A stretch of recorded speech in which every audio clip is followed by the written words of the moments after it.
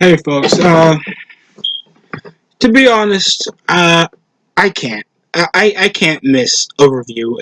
It just feels incomplete of the last week because, in my opinion, I've been a bit stressed out because, of course, I've been having some battery issues or I think some wire charging issues on my laptop.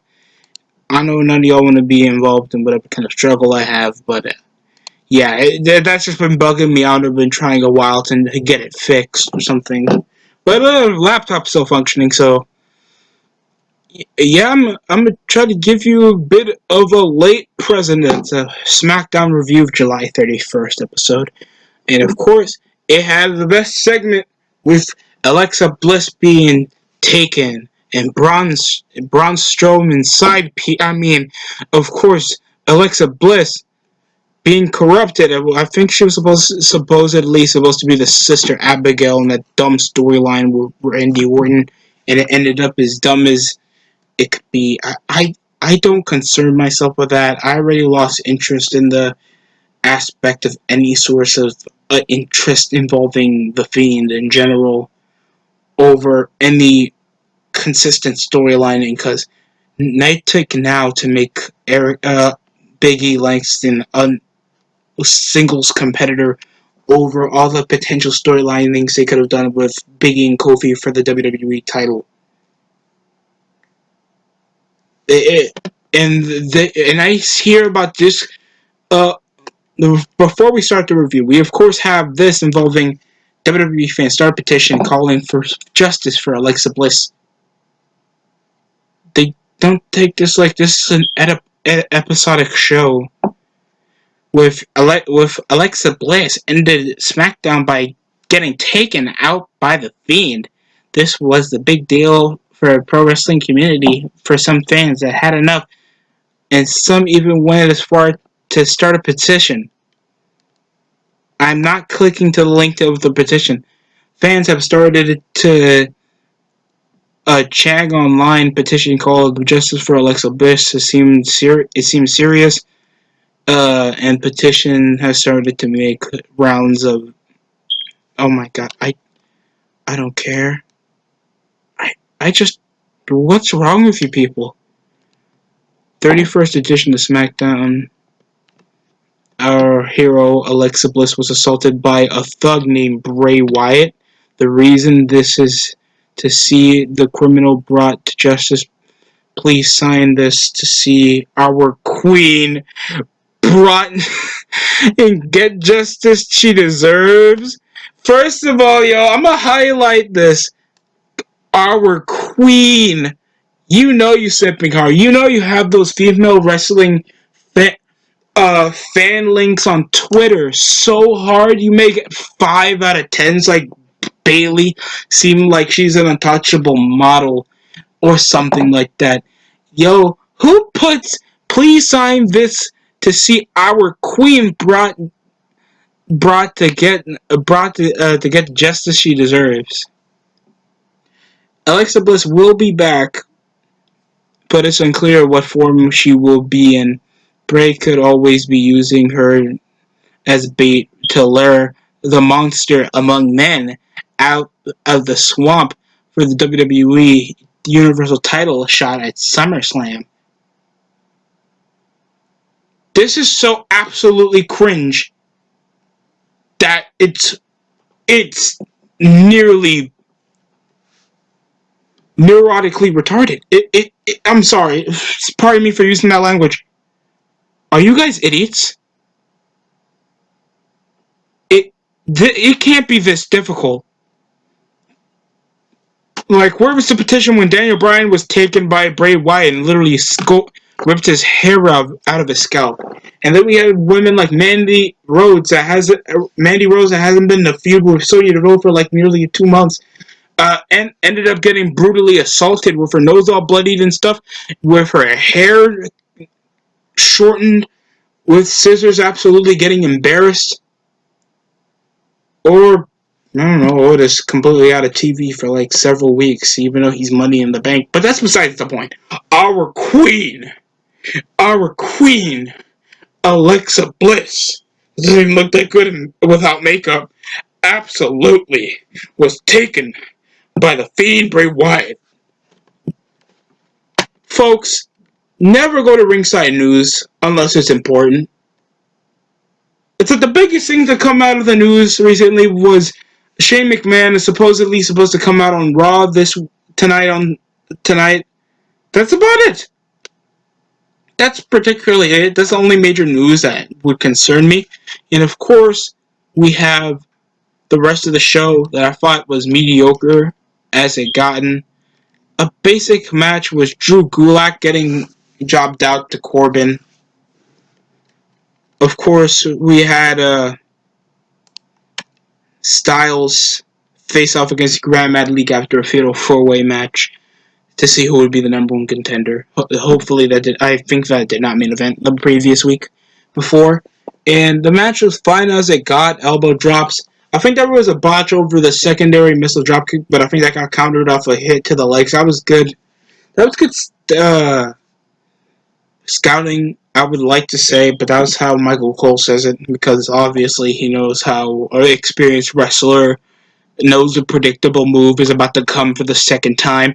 And of course, malicious forearms to the face, because somehow a man can't punch unless it looks like he's doing a baseball throw. And of course, it ends off a phenomenal forearm. The match was fine, pretty okay. For if it was for the Cruiserweight Championship, the IC title, it was okay to get Grand Metalik his shot with Starada there like he was going to do anything. Dressed up, all greased up like he was in a handicap match or something. And we had Chad Gable assault Shorty G. Shorty G assault Matt Riddle over a backstage segment involving the King's Ransom to make sure Matt Riddle doesn't belong, and of course make the quip that he's barefooted and he's in a pro wrestling ring. And oh my god, it's so terrible. It's so bad. It can't be this bad. It can't be this bad. It ended up with a German suplex. Shorty G's heel, I guess, now? Or they're just... This is the most unimportant hit on a man ever. Like Harley Race, Triple H did a hit on the world's heavyweight champion that was Ric Flair and Goldberg, that could whoever take him out gets $100,000. And for most wrestlers, if they weren't getting paid that much in the start of the business, they would take that money, do something beyond their morale, and try to take that cash for a quick hit. It's a basic storyline, and it's fine, and it gets you heat. Fine enough. It makes a babyface look sympathetic. It's just so dumb because, of course, Corbin has nothing to really give you except pretty much some Rogaine and a bit of Just for Men and a bit of his pubes that he puts on his chin. So that's practically it. We, of course, have Biggie Langston in action after he got blessing from Kofi Kingston to become a singles act after he was suffering a multi-week injury. And, of course, Xavier Woods is out of action, so Big E's in action. I thought this was an okay match. Except the spear off the corner that, of course, many people want him not to do. Clothesline. I think there was a good counter into a big ending for a reverse DDT. A massive lariat. Big E showcased a lot more arsenal than he usually does in a tag team match, and that's a lot to say thanks the majority of his career been revolved around the New Day. So his arsenal has been a bit limited unless it involves Kofi or Xavier. Even though I like his tag matches with Xavier better than Kofi. A decent reversal for a skull-crushing finale. It ends off a great finish off the big ending, and it was an okay match. Pretty good match for Kofi Kingston. For a Biggie Langston, I'm being racist now. Of course, we have Sheamus cutting a damn promo again involving Jeff Hardy over they just highlighted in most of the segment from the previous week over the bar fight that had no reason to exist off a half-baked feud that had already been done better and for more important reasons. It's just dumb. It's dumb.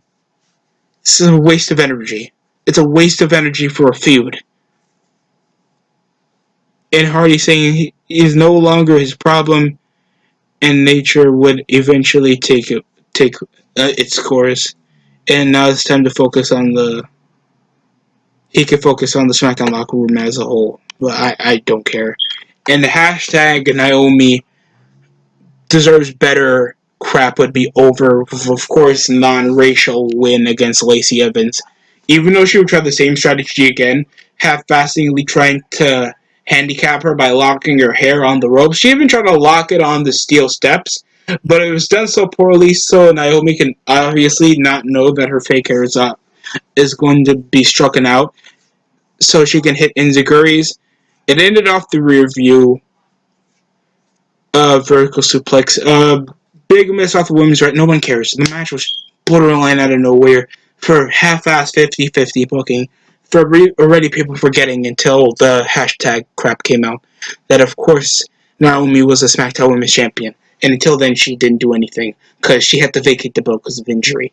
There's nothing really that interesting about Naomi other than her fat ass, and of course that she is married to a more accomplished wrestler. Whoops. It doesn't concern me. There wasn't even a legitimate storyline into this, other than Naomi did better than Lacey Evans on the karaoke showdown segment on some Divas crap. Like that's something that the Divas competitions do back from the mid 2000s, trying to insert drama so that you can work on your promo abilities.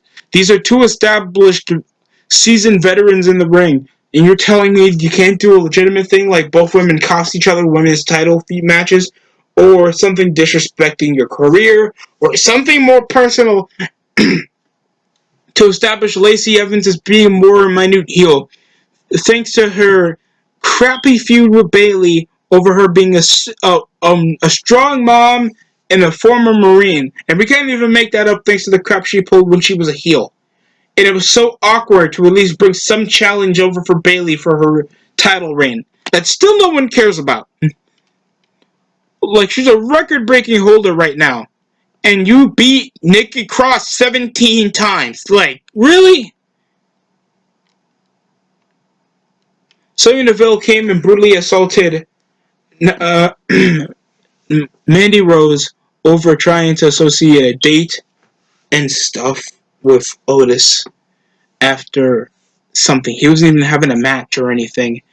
And we, of course, had Sonya Deville come out of nowhere and assault her for no apparent reason. Like, I understand that her man's is currently a Money in the Bank briefcase holder, and it makes sense why she would be the center of attention. But let's get into facts. Otis hasn't been on TV for 4 weeks. He hasn't been a central major focus on SmackDown for weeks.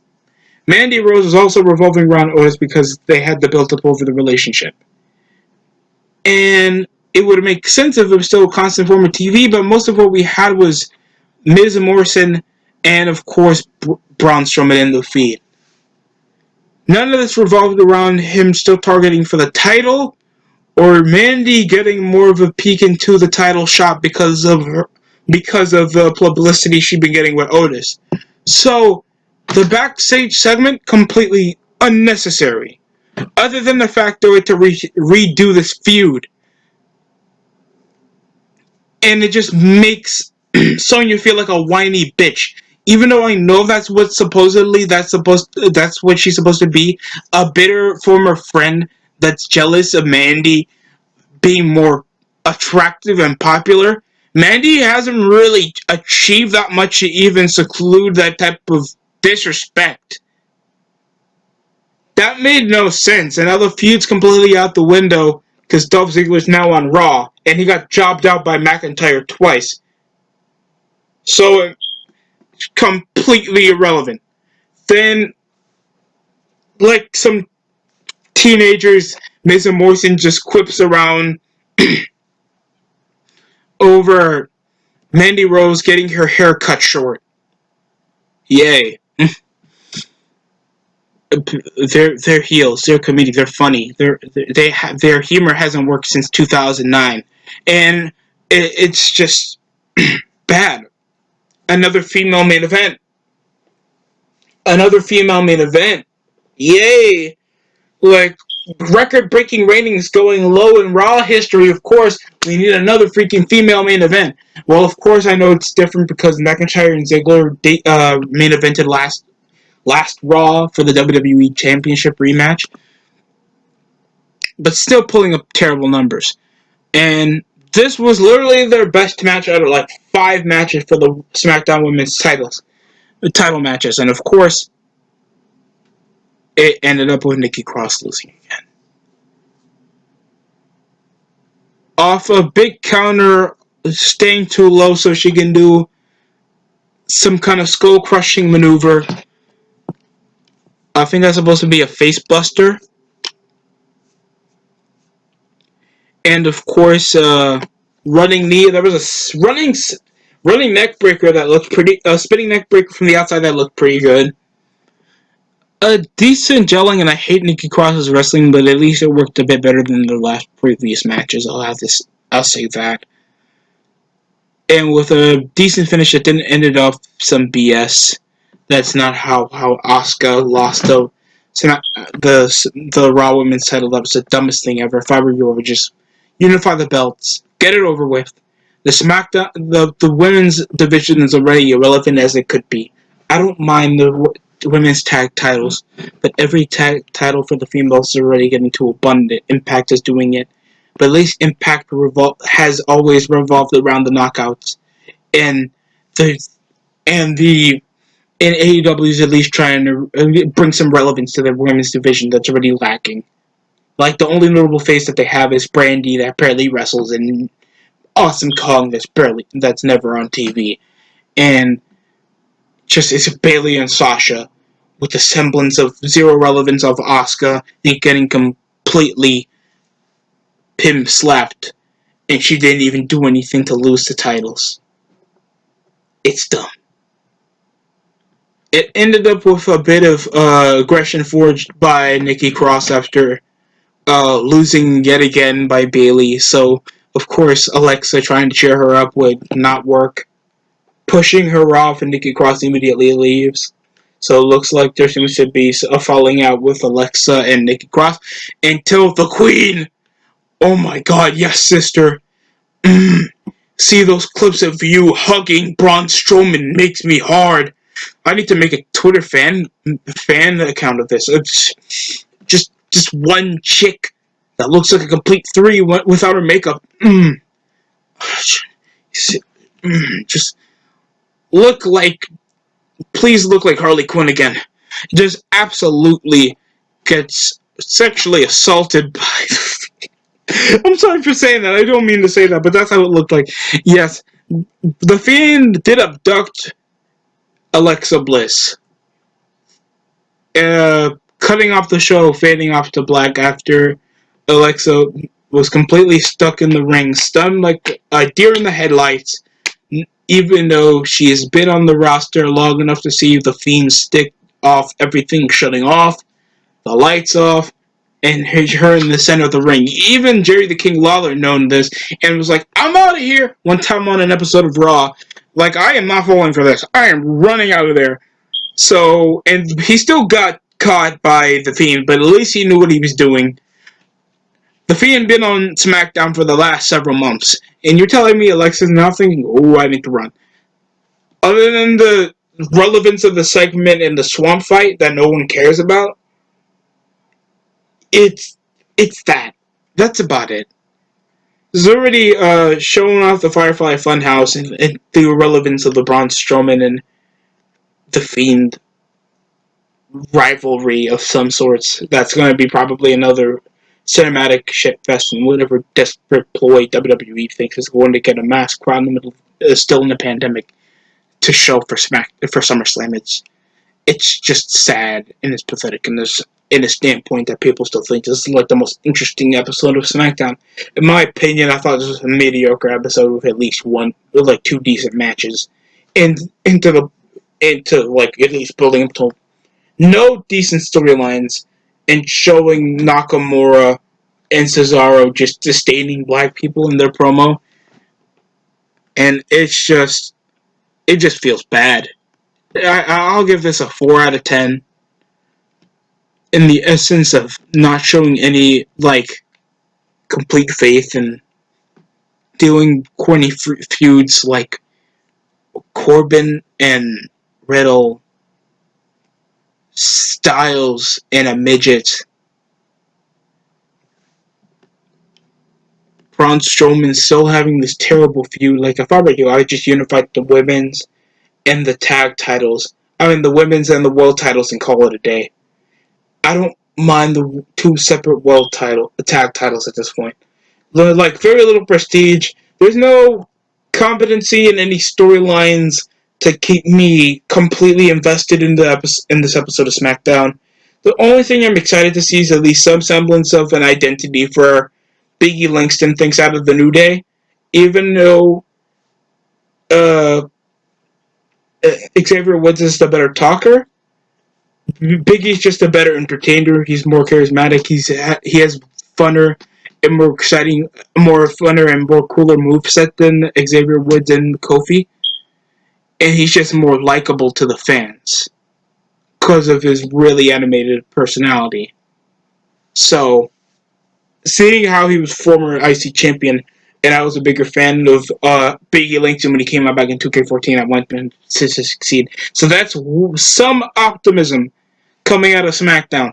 Other than that, the rest of it could die in a hole. It's just a mediocre episode of SmackDown. But whoever thought it's good to make a petition for something as fake as a pre-taped episode of SmackDown over a segment that's obviously completely scripted, it's dumb.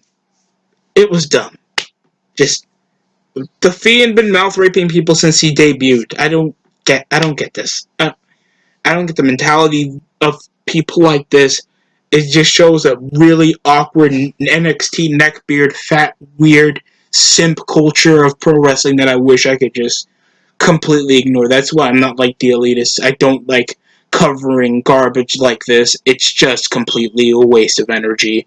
I mean, shout out to the elitist. He's making moves. He's growing his channel. And so it's the sort of show. Someday I will win those trivia games. I will beat Kobe, I think. But that's about it. Coming from the DST show, like, comment, subscribe. I understand this is an extremely late SmackDown review, but at least it's something I somewhat remember into a semblance that I can still give a detailed critique of the episode. Can't do it for Raw. Will review this week's Raw. We'll be back in schedule. This has already been a crappy summer. I really wish this was better if it wasn't for the pandemic. Be more active. Get more optimistic about most of my episodes. Hopefully over the winter it gets a bit better for certain people. That's it coming from me. Like, comment, subscribe. That's it. That's it. That's about it. Watch my videos.